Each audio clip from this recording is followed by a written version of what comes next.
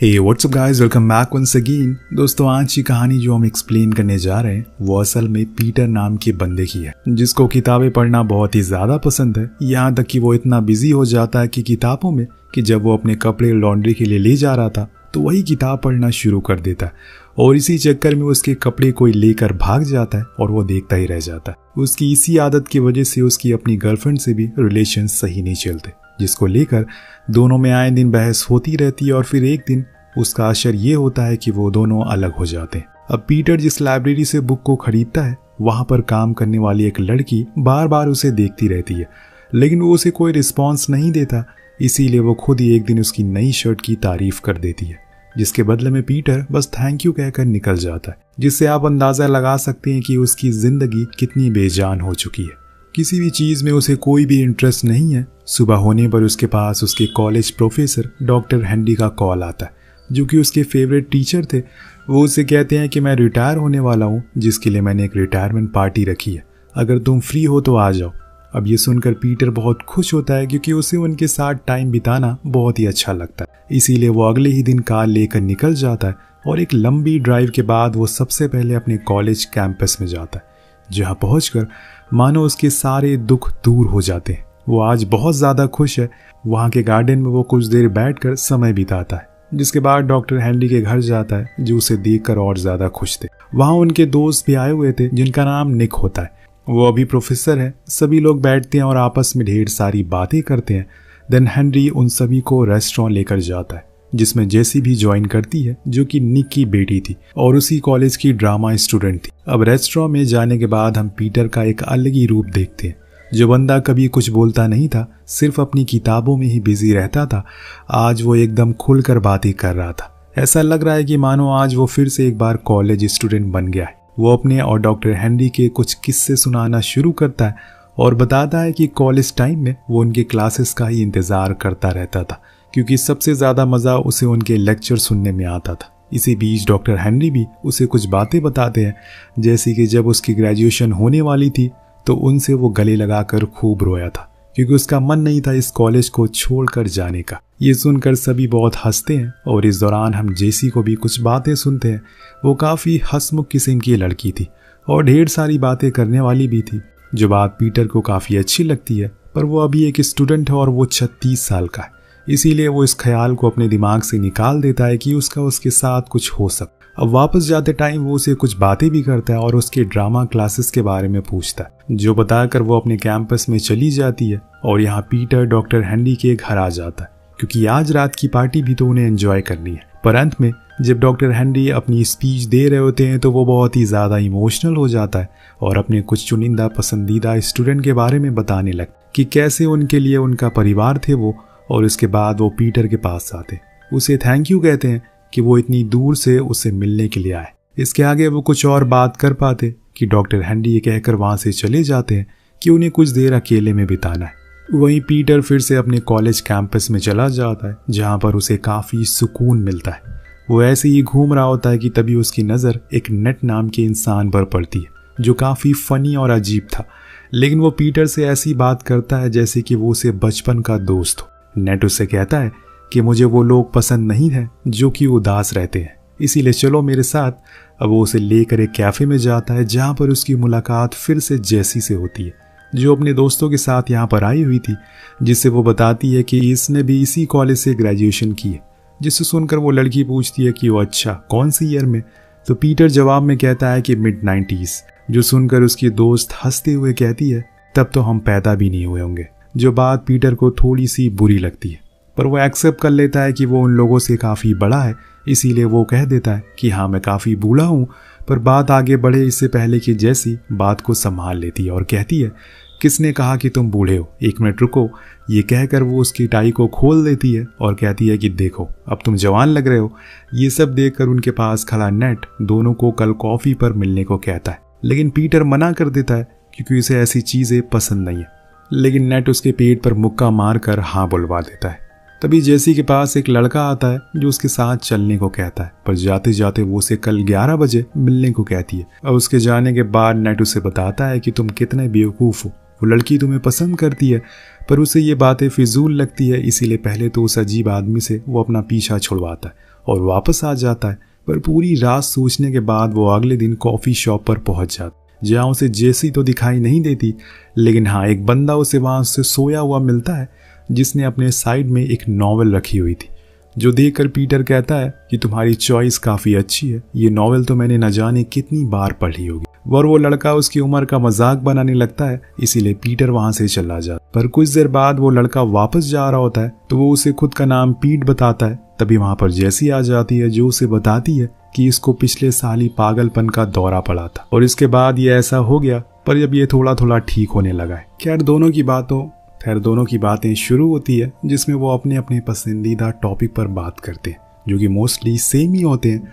Peter को देखकर अच्छा लगता है कि जेसी को भी वही चीज़ें पसंद है जो वो अपने कॉलेज के टाइम में पसंद किया करता था, यानी कि म्यूज़िक, आर्ट, बुक, लिटरेचर और भी बहुत कुछ। इसके बाद दोनों ऑडिटोरियम में जाते हैं जहाँ पर जेसी के ड्रामा क्लासेस होते हैं। इसी बीच वो उसे पूछ लेता है क्या वो लड़का जो उस कैफे में मिला था वो उसका बॉयफ्रेंड है, तो वो मना कर देती है कि ऐसा कुछ भी नहीं है, बस हम दोस्त हैं। जो सुनकर पता नहीं क्यों लेकिन पीटर को थोड़ा अच्छा लगता है। दिन दोनों हग करते हैं और फिर वापस आ जाते हैं। ये मुलाकात ज़्यादा लंबी तो नहीं चली, लेकिन इतने में दोनों एक दूसरे को ये ज़रूर पता चल गया कि उनकी किस्मत कहीं ना कहीं उन्हें एक बार फिर ज़रूर मिलाएगी। पर फिलहाल के लिए अब पीटर को जाना होगा कि तभी डॉक्टर हेनरी उसके पास आकर बताते हैं कि जेसी उसे मिलना चाहती, इसीलिए ज़्यादा टाइम वो उसे मिलते हुए जाता है। पीटर एक लाइब्रेरी में जाता है जहाँ पर जेसी उसका इंतजार कर रही थी। वो उसे एक प्रेजेंट देती है जो कि उसे म्यूजिक ड्रामा की सीडी थी, जिस पर उसका नंबर भी लिखा हुआ था।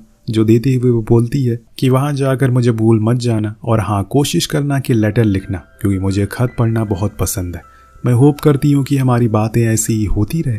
जिसके बाद वो चली जाती है और यहाँ पीटर भी कार लेकर कैंपस से बाहर आने लगता है कि तभी उसे वही कैफे वाला लड़का मिलता है जिसे वो लिफ्ट देता है और फिर कार में दोनों के बीच बातें होती है, जिसमें पीटर पूछता है कि क्या तुम्हारे बारे में कुछ जान सकता हूँ। वो लड़का बताता है कि मेरी माँ एक नर्स है, वो चाहती है कि मैं भी उनकी तरह एक डॉक्टर बनूं, लेकिन मुझे ये पढ़ाई हैंडल नहीं होती।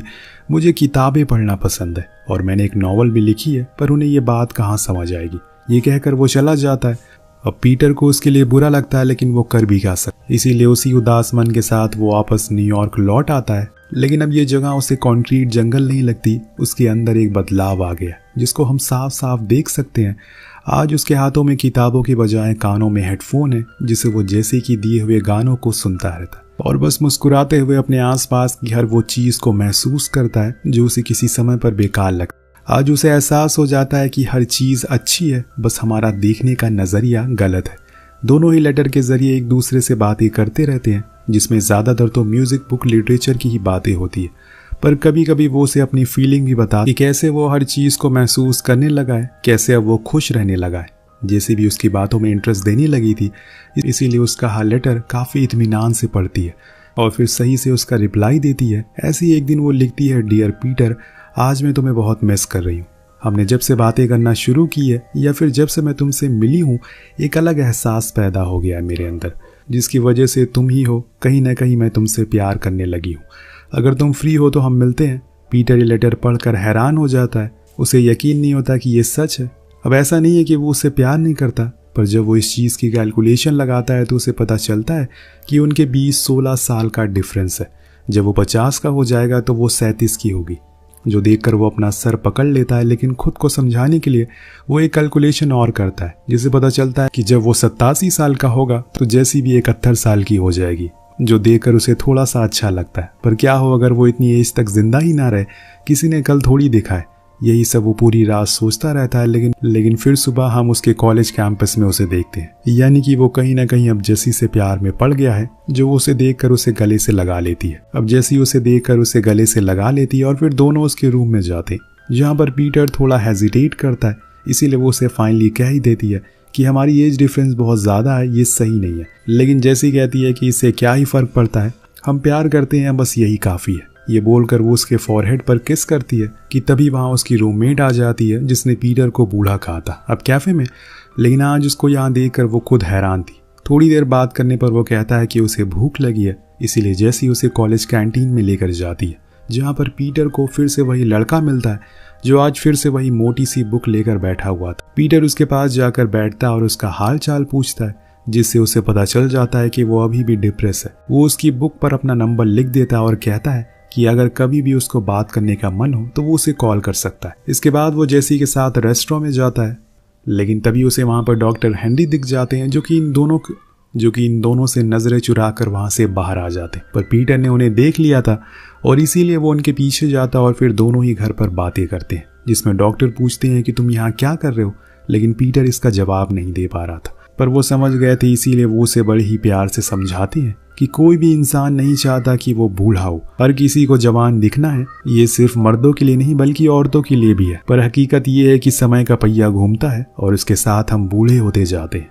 वो उसे एक डायरेक्ट तो कुछ बोलते नहीं है, लेकिन हाँ, पीटर कहीं न कहीं बात समझ गया था वो क्या कहना चाह रहे। इसीलिए रात होने पर वो कॉलेज गार्डन में घूमता हुआ यही सोच रहा होता है कि क्या वो अभी भी कुछ कर सकता है, क्या वो अभी जो कुछ भी कर रहा है वो सही है या फिर गलत। तभी उसकी मुलाकात फिर से वही अजीब से फनी आदमी नेट से होती है, जो उसे देखकर समझ जाता है कि वो उसी लड़की के लिए यहाँ पर आए। वो फिर से अपनी सलमान भाई वाली फिलॉसफी झाड़ना शुरू करता है और कहता है कि तुमने जो कुछ भी लग रहा है वो बस करते जाओ, रुको मत। वो लड़की तुम्हारा इंतजार कर रही है, जाओ उसके पास जाओ और बस आज का सोचो और इस जिंदगी को जियो। यहाँ पीटर को उसकी बातों से थोड़ा अच्छा लगता है, क्योंकि शायद वो यही सुनना चाहता था किसी और से।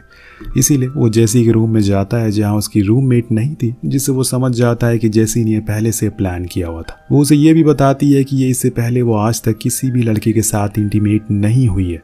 जो सुनकर पीटर वहाँ से उठकर वॉशरूम आ जाता है और परेशान होने लगता है, क्योंकि उसे पता चल चुका था कि जेसी कोई ऐसी वैसी लड़की नहीं है। जेसी उसे लेके काफ़ी सीरियस है, उसने काफ़ी दूर तक का सोचा हुआ।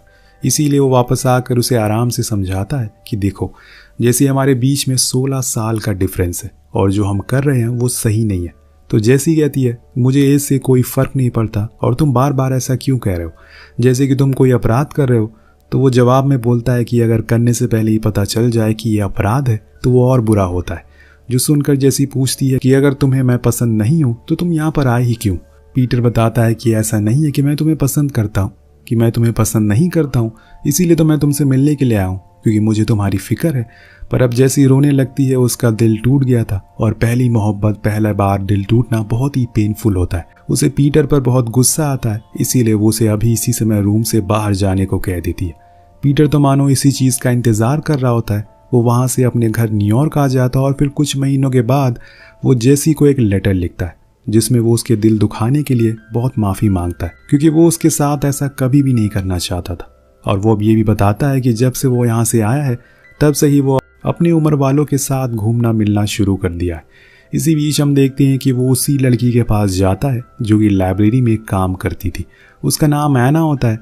आज पहली बार पीटर उससे बात करता है, जिससे कि एना बहुत ही ज़्यादा खुश होती है और बताती है कि उसका बुक में बहुत ज़्यादा इंटरेस्ट था पहले, लेकिन फिर उसे एक दिन समझ आ गया कि मैंने इतनी सारी नॉवल पढ़ी है लाइफ के ऊपर, लेकिन खुद की लाइफ को तो मैं भूल ही गई। तब से मैंने बुक में ज़्यादा इंटरेस्ट रखना छोड़ दिया। अब बातों ही बातों में वो उसे उसकी उम्र पूछ लेता है ताकि इस बार कोई कन्फ्यूज़न ना रहे। तब उसे पता चलता है कि वो उसकी ही उम्र की है, अभी उसने शादी नहीं की है। और इसके बाद दोनों को हम साथ में बाहर घूमते हुए देखते हैं। पीटर इस मोमेंट को काफ़ी एंजॉय करता है। अब उसे कोई गिल्ट नहीं है कि दोनों छोटे बड़े हैं और इसीलिए वो हर पल को खुल कर जीता है। अब एक दिन जब वो घर लौटता है तो उसके पास उसे डिप्रेस लड़के का कॉल आता है, जिसकी बुक पर उसने अपना नंबर लिखा था। वो रोते हुए बताता है कि मैंने नींद की काफ़ी सारी गोलियां खा ली हैं। जो सुनकर पीटर फ़ौरन उससे रुकने को कहता है और एम्बुलेंस को कॉल करता है और फ़ौरन वो खुद भी वहाँ पहुँचता है उससे मिलने के लिए। जब उस लड़के को होश आता है तो वो खुद के सामने पीटर को बैठा हुआ देखता है कि आखिर वो उसके लिए इतनी दूर से यहाँ क्यों आया, जबकि वो बस उसे 1-2 बार ही मिला होगा। तब पीटर बोलता है कि जो लोग अच्छी किताबें पढ़ते हैं उनके लिए मेरे दिल में काफ़ी इज्जत होती है। इसके बाद वो जेसी से मिलने जाता है, जो उसका बहुत ही अच्छे से वेलकम करती है, सारी पुरानी बातों को भूलकर, और बताती है कि उसने जो फैसला उस दिन लिया वो एकदम सही था। कभी कभी हमें कुछ फैसले बाद में सही लगते हैं, जैसे हम जब टीनेजर होते हैं तो हमें अपने पेरेंट्स की कई बात गलत लगती है, बुरा लगता है, हमें गुस्सा भी आता है, लेकिन बड़े होने पर हमें समझ आता है कि वो सही कहते थे। इसी तरह मुझे भी समझ आ गया है कि मैं लाइफ को जीने का एक शॉर्टकट ले रही थी, लेकिन ऐसा मुमकिन नहीं है, क्योंकि हर चीज़ का एक प्रोसेस होता है और उस प्रोसेस से हर किसी को गुजरना पड़ता है। जो बोलकर वो रोने लगती है, तो पीटर कहता है कि जो हम लेटर लिखते थे वो मेरे लाइफ के गोल्डन मोमेंट्स थे, इसीलिए मैं उसे कभी भी दूर नहीं करना चाहता हूँ। अगर तुम चाहो तो हम दोस्त की तरह एक दूसरे को लेटर लिख सकते हैं। जैसी मान जाते और एक बार फिर से वो लेटर लिखने का सिलसिला शुरू हो जाता है, जिसमें वो उसे ऐना के बारे में सब कुछ बताता है और कहता है कि उन दोनों ने अब शादी कर ली और अब वो बहुत ही ज्यादा खुश हैं। अगले सीन में हम ऐना और पीटर को साथ में देखते हैं। दोनों अपने बुढ़ापे के बारे में बात करते हुए बहुत हंसते हैं, जिसमें ऐना कहती है कि आज से 30 साल बाद वो लेक के साइड में छोटा सा घर ले लेंगे और वहीं आराम से बैठकर खूब बातें करेंगे। जिसके जवाब में पीटर एक लंबी सांस लेता है और कहानी इसी दृश्य के साथ समाप्त हो जाती है। दोस्तों, कभी कभी कुछ फैसले आपको दर्द जरूर देंगे, लेकिन वो आपके लिए आगे जाकर सही होंगे। जरूरी नहीं है कि हर कहानी की हैप्पी एंडिंग हो। ये भी जरूरी नहीं है कि जो कहानी बीच में खत्म हो जाती है उनका कोई फ्यूचर नहीं होता। आपने जिसको खोया है वो बेहतर हो सकता, पर क्या पता कोई बेहतरीन इंसान आपका किसी मोड़ पर इंतजार कर रहा हो। इसीलिए आगे बढ़ते रहिए, क्योंकि इसी का नाम जिंदगी है। वेल, आपको ये कहानी कैसी लगी नीचे कमेंट करके जरूर बताएगा। मिलते हैं अगली वीडियो में। Thank you so much watching. Peace out.